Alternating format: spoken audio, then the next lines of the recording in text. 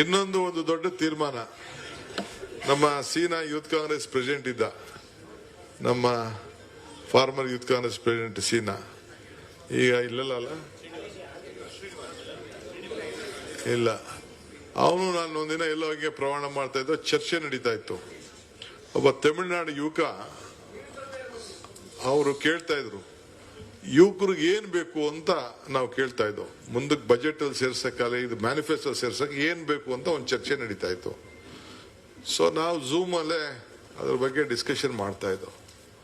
ಆಗ ಒಬ್ಬ ಹುಡುಗ ತಮಿಳುನಾಡು ನನಗೆ ಹೇಳ್ದ, ಈಗ ಉದ್ಯೋಗ ಸಮಸ್ಯೆ ಬಹಳ ದೊಡ್ಡದಿದೆ, ಯುವಕರಿಗೆ ಉದ್ಯೋಗ ಸಮಸ್ಯೆ.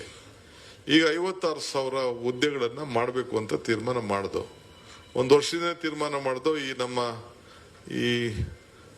ಇದರಲ್ಲಿ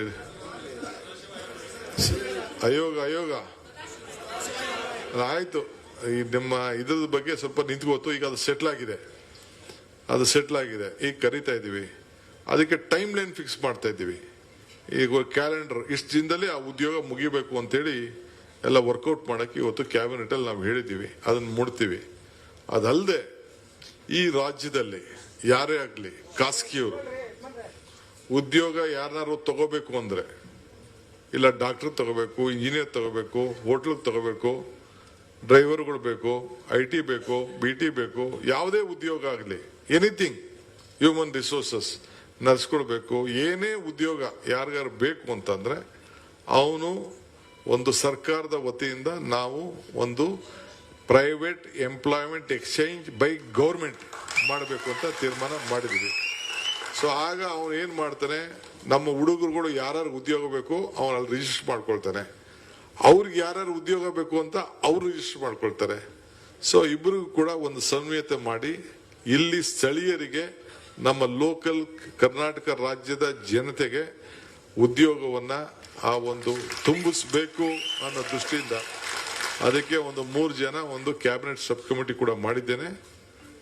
ನಮ್ಮ ಕೃಷ್ಣ ಬೈರೇಗೌಡರು, ನಮ್ಮ ಸ್ಕಿಲ್ ಡೆವಲಪ್ಮೆಂಟ್ ಶರಣ್ ಪ್ರಕಾಶು ಮತ್ತು ಪ್ರಿಯಾಂಕರ್ಗೆಲ್ಲ 4 ಜನ, 3 ಜನ ಪ್ರಿಯಾಂಕರ್, 3 ಜನದ ಒಂದು ಕ್ಯಾಬಿನೆಟ್ ಸಬ್ ಕಮಿಟಿ ಮಾಡಿದ್ದೇನೆ. ಅವ್ರು ಕೂತ್ಕೊಂಡು ರಿಪೋರ್ಟ್ ಮಾಡಿ ಯಾವ ರೀತಿ, ಯಾಕೆಂದ್ರೆ ನಾವು ಸ್ಟೇಕ್ ಹೋಲ್ಡರ್ಸ್ ಹತ್ರ ಮಾತಾಡ್ಬೇಕಲ್ಲ, ಅವ್ರಿಗೂ ಏನು ಅಂತ ಕೇಳ್ಬೇಕಲ್ಲ, ನಾವು ಯಾರು ಇಂಟರ್ಫಿಯರ್ ಆಗಲ್ಲ. ಬಟ್ ಯಾರಿಗಾರು ನಿಮ್ಮ ಮನೇಲಿ ಕೆಲಸ ಬೇಕು ಅಂದ್ರೆ ನೀನು ಅದನ್ನ ರಿಜಿಸ್ಟರ್ ಮಾಡ್ಕೊಳ್ಳೋದು, ಅವನ್ ಬೇಕು ಎಷ್ಟು ಜನ ಬೇಕು ಅಂದ್ಬಿಟ್ಟು ಇದ್ರಲ್ಲಿ ಅವ್ನು ಪಿಕ್ ಮಾಡ್ಕೊಳ್ಳೋದು. ಸೊ ಆ ರೀತಿ ಯಾರಿಗೆ ನಾವು ಉದ್ಯೋಗವನ್ನು ಕೊಡಿಸೋ ಅನ್ನೋದು ಈ ಸರ್ಕಾರ ಆಗ್ಬೇಕು ಅಂತೇಳಿ ಅದೊಂದು ತೀರ್ಮಾನ ಮಾಡಿದ್ದೇವೆ.